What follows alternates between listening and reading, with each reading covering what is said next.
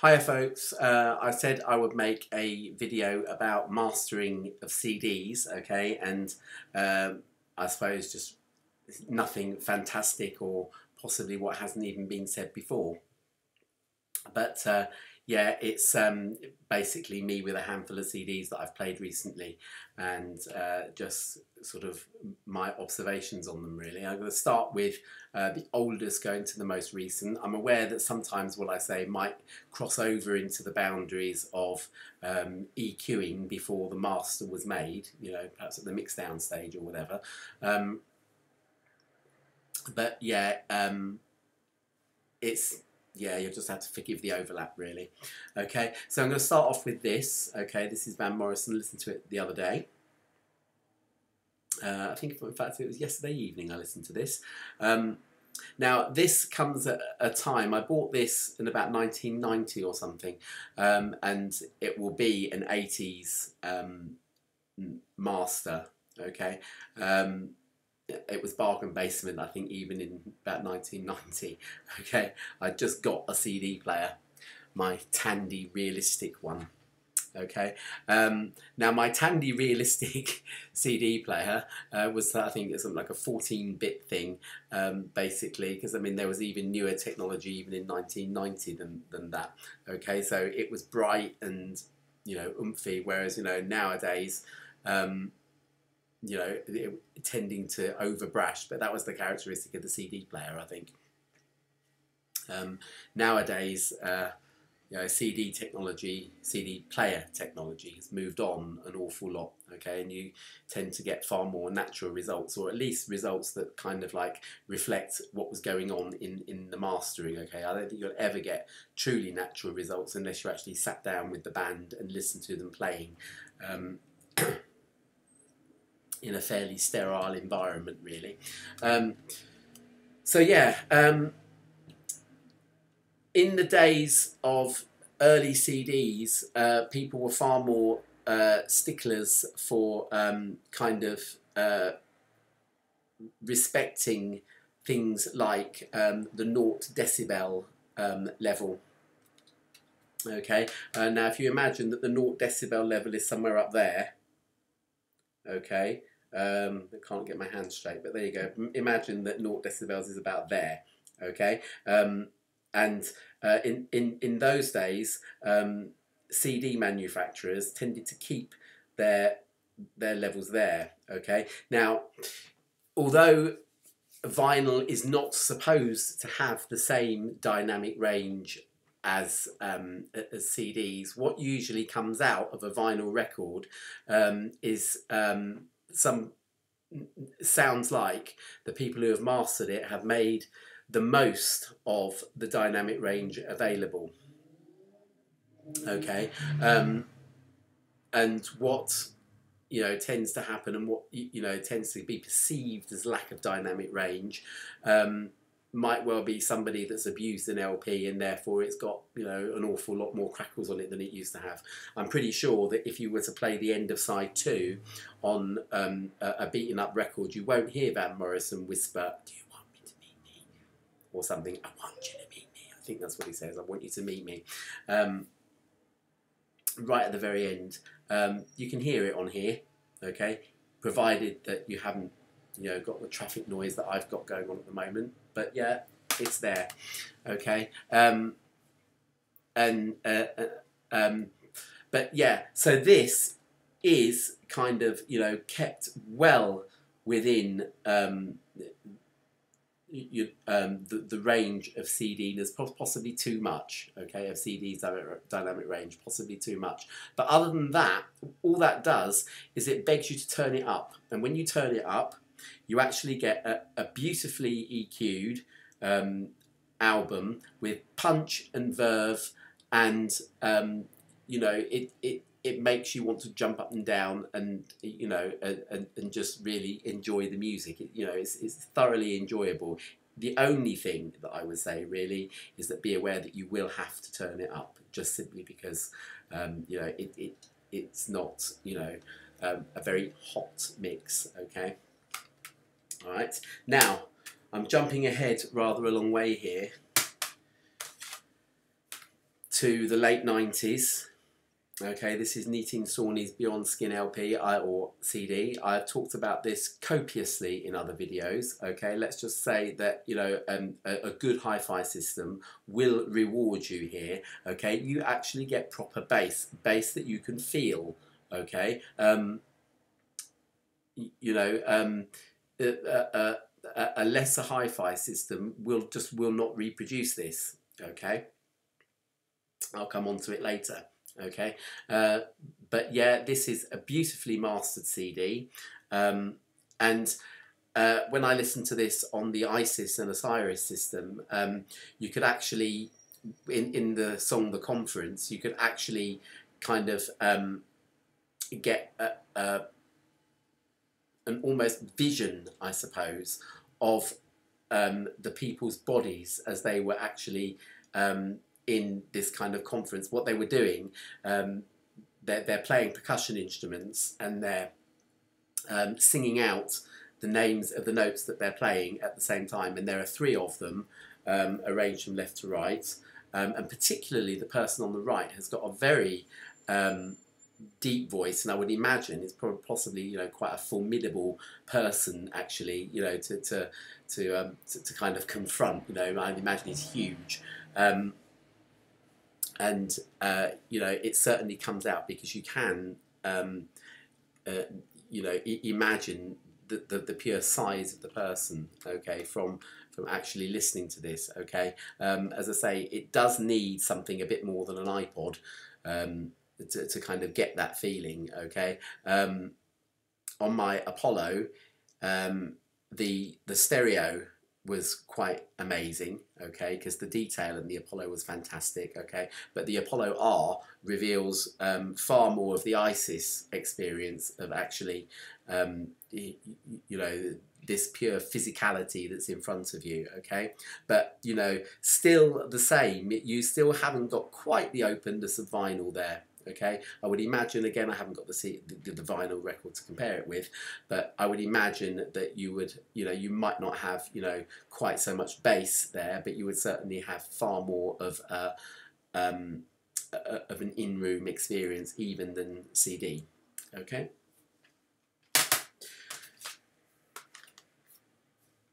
This is one of my all-time favourite albums. This one is, okay. The actual mix down of this is quite a rarity, I think, in terms of modern day CDs, because it's actually the stereo positions are laid out in a way that perhaps they would have done in the 60s. Okay, nowadays they tend to put the main singer in the centre with the bass all coming from the centre, and the, you know, the kick drum all coming from the centre, and, you know, maybe other musicians sort of, you know, spread around the centre stage, although I have to say, you know, a lot of modern mixes tend to compress the whole lot to the centre stage. There's a reason for that, which I'll get to in a second. But yeah, this album here is all arranged with the musicians in a row. Okay, when I went to see Ray LaMontagne, he had his musicians sitting down in a row, and there they were playing. And this is the kind of experience that you will get from this album. And again, the mastering is absolutely beautiful. It's done absolutely brilliantly. No EQ concerns whatsoever.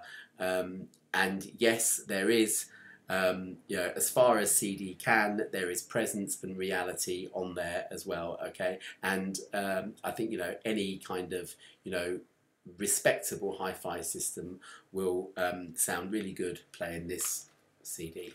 Okay, plus it's lovely music. Okay, right. Last night it was late. I apologise, neighbours. It was late, but I thought, you know, I'll play my Fairport Convention CD. This is Unhalf Bricking. Okay, from 1969. Okay, but this is a 2003 remaster, and I put it on, and about a minute in, I thought, I just cannot subject the neighbours to this. I wanted to listen to the album because it's a fantastic album, but I just thought I cannot, you know, subject the neighbours to this, because it's just I don't know who supervised this thing, but it's just an absolute mess. Okay, it's had everything done to it in order to sound vaguely acceptable coming through a pair of computer speakers. Okay, and the kind of issue really that I'm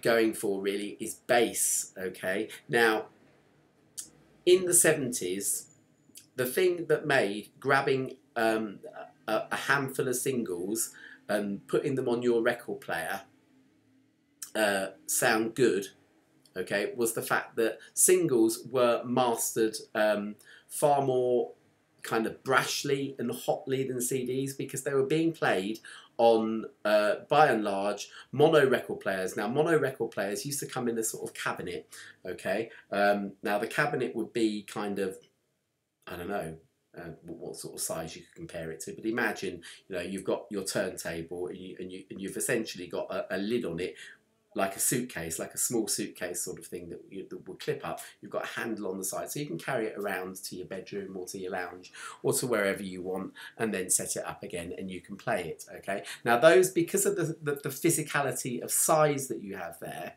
okay, although yeah, it's not going to do any kind of frequencies, you know, particular amount of favours, and that would be, you know, again down to the cartridge and down to the, you know, the plasticness of the turntable and the tone arm and everything like that. I've spoken many years ago now on YouTube about the kind of ceramic cartridges that they used on those things that are absolutely dreadful, you know, for drilling holes in records and that sort of thing. But singles, because of their kind of disposableness and because of their affordableness to teenagers, they were mastered so that the upper bass and, you know, the kind of, not the very, very high treble, because you know, that kind of disappeared, as it were. But the upper bass and, you know, the kind of moderately high treble frequencies were accentuated just a little bit, okay, so that they gave a far hotter kind of record playing experience, okay. The thing that these little systems and kind of the stereo kind of all-in-one system, the music center, as it were, just, you know, just YouTube a few of these things. You know, sometimes you'd have a music center which basically had all your cassette player, your radio, and your record player all kind of laid out side by side, okay, with a fairly chunky, not necessarily good quality, but a fairly chunky pair of speakers with them. You know, even those little suitcase style record players would have had, you know, it wouldn't have had separate tweeters and woofers, but it would have at least one central, fairly sizable speaker there to play it with. And the thing about speakers in particular is that, you know, if they are the weight that you can pick them up with, you know, the two fingers of one hand, then they're no bloody good. You know, and you know, modern computer speakers have all kinds of, you know, I've got a set with the subwoofer kind of thing. You know, if you're sort of right square on sitting at a laptop typing away and listening to music at the same time, you can just about, you know, pass it off as music that's coming out. But you know, certainly from a distance, you know, from any kind of distance that is, you know, the normal kind of distance that you would be away from music, you just got nothing there at all. You know, even with these subwoofers and things like that. And I suppose what modern kind of masterings are trying to cater for is that kind of system, really, where you haven't got this physicality of size.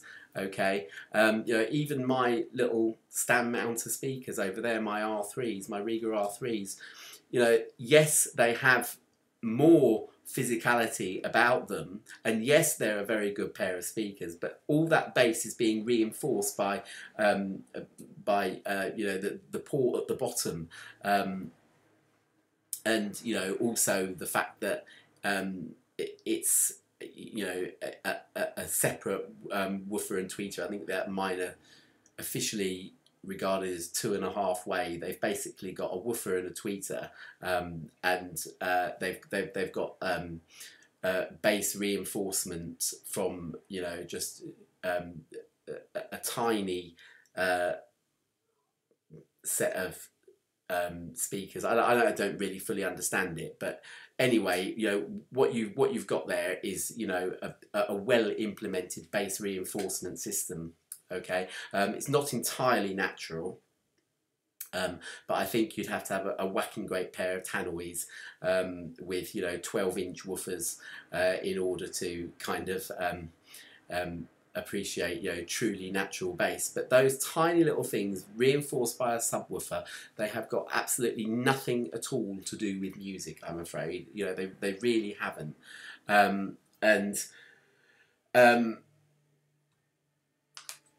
Albums like this pander to that, okay, in that they are mixed or mastered, one or the other, so that those upper bass frequencies are far more accentuated than they need to be, on far more instruments than they need to be. Male voices, female voices, drums, bass guitars, the whole lot, okay? Whilst I'm kind of in this folky mode, okay, I'll jump ahead a few more years still. Where's it gone? Here we go. Smoke and Mirrors. This is Brett Denon's latest album. Lovely album. Actually, it's mastered to sound a lot nicer than this one. This one is all kind of, it's had a lot of compression applied to it as well, so that the clarity that is on the vinyl is just not there on this, okay? It's just a muddle, it's a loud muddle, and it's an overtly, not bassy, but kind of honky. That's the word I'm after. It just honks at you, okay, rather than playing. This one has that kind of, it's not quite so madly compressed as the Fairport issue there that I'm talking about there, but it's certainly got that kind of honkiness to it. What it tends to do is it tends to restrict the amount of treble that you can hear, okay, and there are certain tracks on here, like When We Were Young, which is a sort of Springsteen-esque kind of rock and roll romp, really, that really, you know, because of the apparent absence of high frequencies there, it doesn't really make you want to sort of, you know, punch the air, you know. Yeah, it's got some rhythm, it's, you know, and pace and timing and that sort of thing, but it just doesn't make you want to punch the air, because they're, you just feel like it's never really letting go, and you know, and running away with your emotions and everything, you know. This album is a brilliant album. Get it, okay? Get it, because it is so good. But, you know, just don't expect that the mastering is going to be, you know, the nth degree. It's acceptable, but it's not, you know, the last word in mastering, okay? In the way that perhaps this album is, okay? This album is truly beautiful. And I also listened to the Voulez-Vous Deluxe, okay? Again, those people who know me well will know that I listen to ABBA on vinyl. This is louder, but it's not so far away from the ABBA on vinyl experience. You know, it has at least been done properly, okay? And again, the bass basses and gives you firm support and solidity and firmness, okay? The cymbals, the voices, and everything else like that zing without, you know, chopping your ears off, okay? It's an absolutely, you know, brilliant exercise in how mastering can be done properly. You know, you can have, you know, apparent volume without having to, you know, go totally mad on it, okay? So yeah, you know, if this album had been mastered the same way, you know, and, you know, I don't really hold with all this idea of buying so many versions. Yeah, I've got most of my ABBA albums in triplicate and on vinyl as well. But that's only because of, you know, curiosity about, you know, how people have gone about the mastering, okay? But really, you shouldn't have to have all these umpteen reissues. It's possible to do it properly in the first place, and I do wish that, you know, more people would, okay? And incidentally, just before I go, the kind of mastering that has been done on here is also the sort that kind of it's prevalent in, you know, most of the kind of, you know, iTunesy sort of downloads of modern music today. I mean, you know, if I were to, you know, listen to, you know, hey, I just met you and here's my number, which I've got because I like it and I can't remember, Call Me Maybe, that's what it's called, can never remember the singer's name, okay, but the mastering on there is totally terrible, okay, and it's done in a similar style to this. Lady Gaga, who's actually good, again, the mastering is done like this, but then compressed even to, you know, the stratospheres that, you know, the Richard Thompson would, you know, would be cringing at. You know, yeah, but then you've got people like Azalea Banks. People are not going to like Azalea Banks because she swears and, you know, is a bit of a minx. But again, you know, the mastering on that is fantastic, okay? 212, most people would find an offensive single, but it's absolutely brilliantly mastered and you can dance to it. Daft Punk's Get Lucky is a brilliant single and you can dance to it, and the mastering is done brilliantly. So quite why we can't have a few more like that, I do not know, okay? Anyway, I will wrap this video up here and just say, you know, enjoy your CDs, people, okay? And enjoy your vinyl even more. Bye.